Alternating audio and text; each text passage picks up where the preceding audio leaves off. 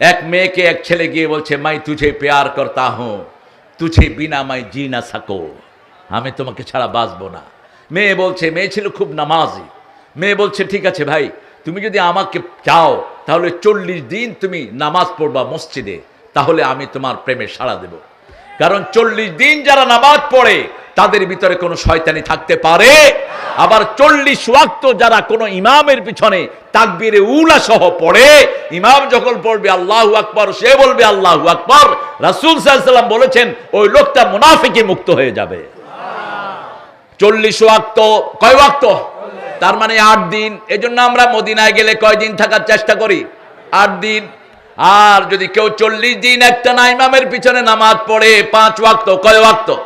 ইমাম যখন বলবে আল্লাহু আকবার, আমিও বলবো আল্লাহু আকবার, রাসূল সাল্লাল্লাহু আলাইহি ওয়াসাল্লাম বলেছেন ওই লোকটি জাহান্নাম থেকে মুক্তি পাবে, ওই লোকটি মুনাফিকি থেকে